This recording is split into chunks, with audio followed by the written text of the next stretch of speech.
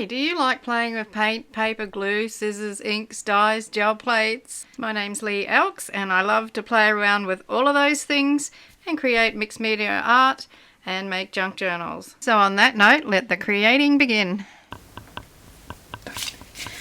Righto, I found another piece that I had made probably a couple of weeks ago and hadn't finished off. The other side of it's not done, so this has been monogamied on that side. And on this side it's just newspaper. So I thought to be different on this one, what I will do is I've got a heap of threads of some hessian and an onion bag. So I am going to glue some of them onto this and then paint over it with gesso. So I think I'll thin that down a bit at one end. This green hessian was over a frame and I'm using it to display things years ago. You know, I took it apart and I washed the piece of hessian in the washing machine and where the cut ends were, it came out looking a bit like a hula skirt. So I had threads hanging off it everywhere. So that rather than just cut them off and throw them away, I'll keep them and use them for something. So I don't think I'll think too much about what I'm going to do. I'm just going to apply this glue. So I'm thinking I'm going to get really sticky fingers from doing this, but never mind. It doesn't matter.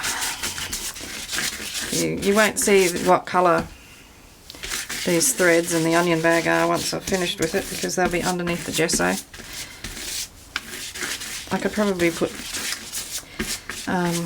texture paste maybe as well. You up there. Is this the piece I had? Don't know now. I wish that would rip. Oh, there we go. So it's nice and dramatic.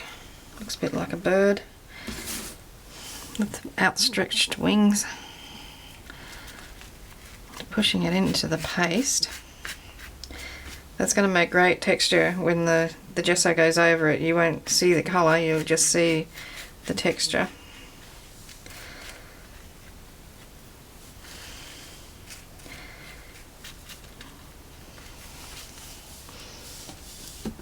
I'll go over it again. No, I might just put some more glue on that bit there. I don't trust that. Oh, okay. I like the way the brush pulls those fibres apart. Pulls them away and spreads them out a bit. See if I can get it to happen here. A little bit. Okay, that's going to be good. I've become such a hoarder since I've been doing this. I really have to make myself throw things away. But I can't throw away threads and that type of thing. It's just not on. Waste.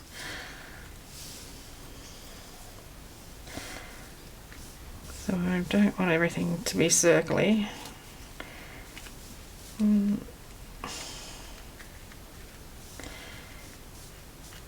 I think when I get this in place, I'll use a piece of baking paper to put on top of it and keep it in place and press it down a bit. I'm trying to create like a bit of movement, like something that's been swept across the page.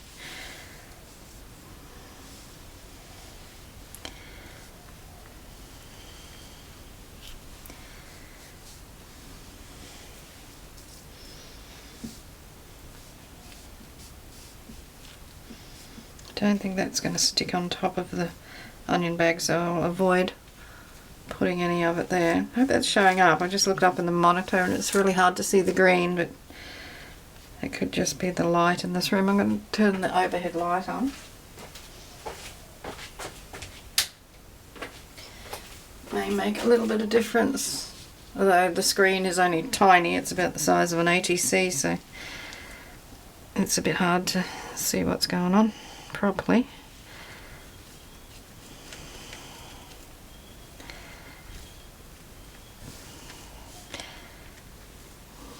Okay, does it need more? A couple more, I think.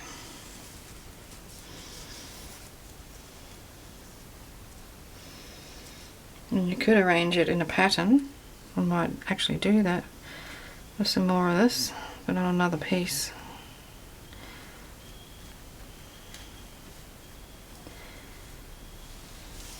It's a little bit empty down there.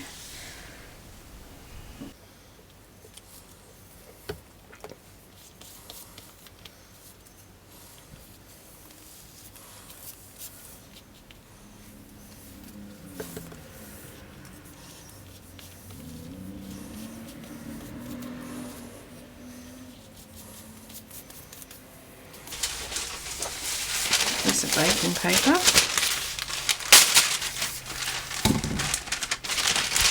Just going to give that a really good press down. Make sure the glue soaks into all those fibres.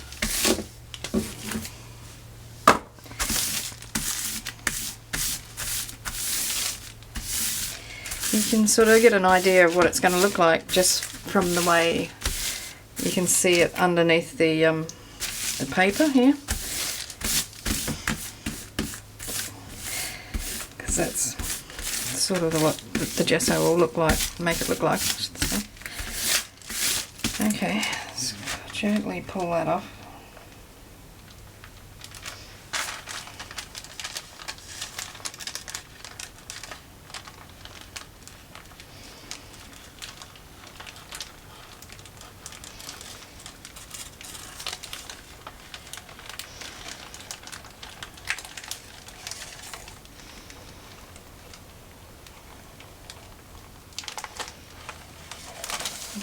Now I need to leave that to dry.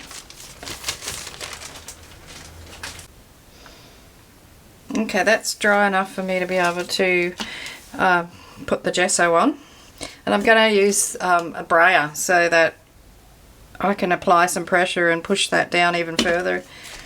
What happened too, I noticed when I was drying, because I had the heat on really high, it sort of made this shrink a little bit.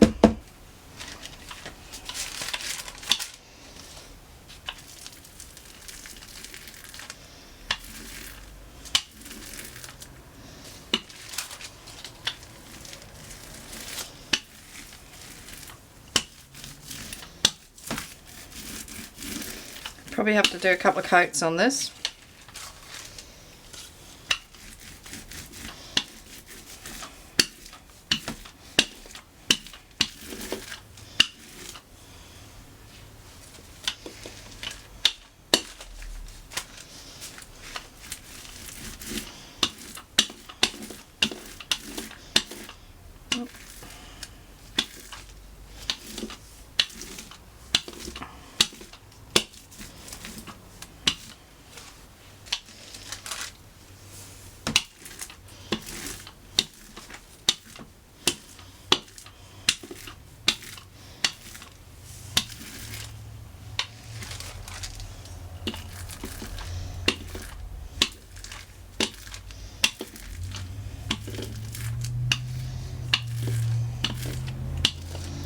Be fairly careful so the brayer doesn't pull up the fibres.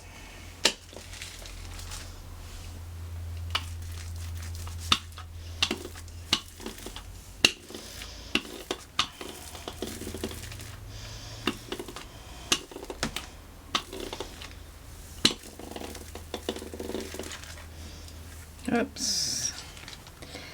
They got wound around the roller, the brayer.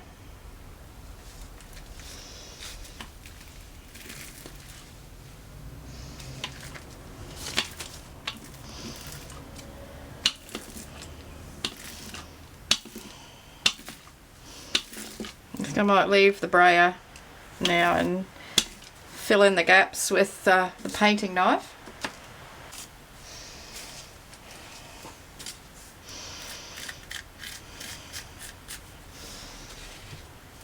I'd like to just zoom you in on this bit so you can see. Just adjust that a bit so you can see what I'm talking about with the texture.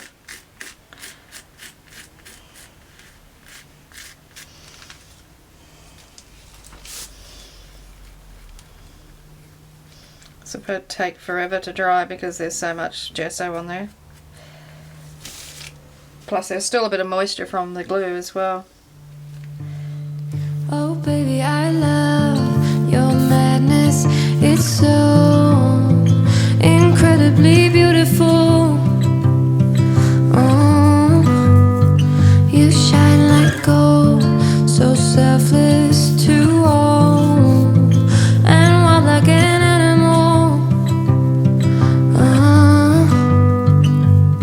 Some would say I'm insane in the right in a way, but I just love to play in your fun and your games. Always hungry for more, that's just how I was born. Take me somewhere I don't know and give me your freedom.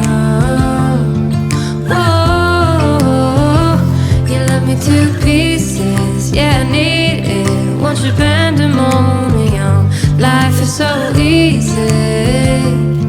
Whoa, you love me to pieces, yeah, I need it. Want your pandemonium.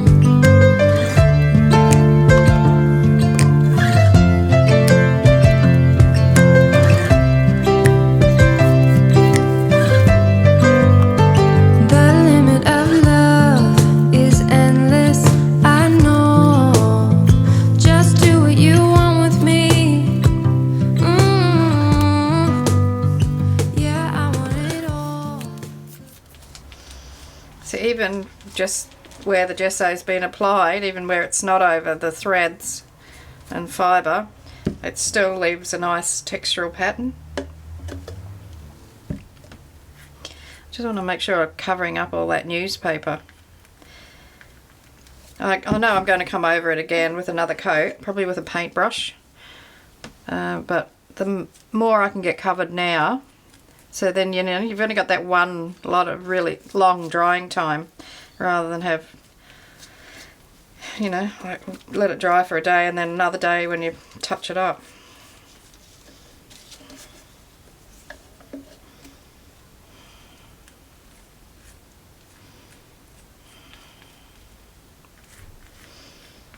I'll leave it at that for the time being and let that dry. So this is lovely and dry now. I've given it an extra coat of the white. Now can you see the texture there? The net and then the strings that are in there. And I thought I would, because it's got that sort of, I don't know, it makes me think of ocean water and net and things like that. Fishing nets. So I've got 3 colours here, or 2 colours in white, and I'm going to just mix a few of them and spread it around on here just to, I don't know, create a sort of an aquatic theme.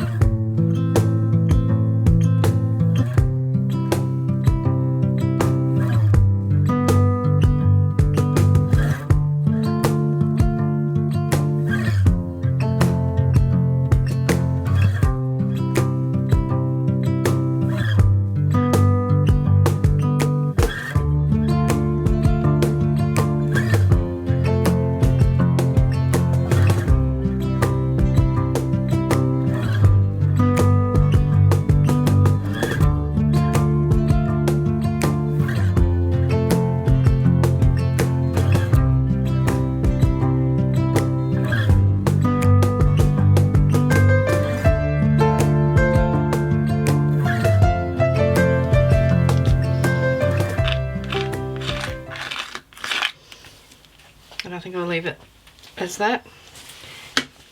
And I'll just hold that up so you can see what it looks like. I love it. It's beautiful. It's actually going to go a bit darker as it dries because that's the nature of acrylic paints, is that they do that. You can really see the netting and the fibres in there. And then over on the back they have the monogamied paper. Okay, so that is part 4, I think, episode 4 of my special papers videos. I'm going to make another one where I actually construct what I'm using the papers for, and I hope you'll join me for that video too. So there's a playlist, link to it up in the top right hand corner, so click on that if you want to see all the previous videos. Don't forget to give me a thumbs up, ask a question or leave a comment. I invite you to subscribe to the channel if you're not already subscribed, and I'll see you in the next video. So cheers from Australia, hooroo.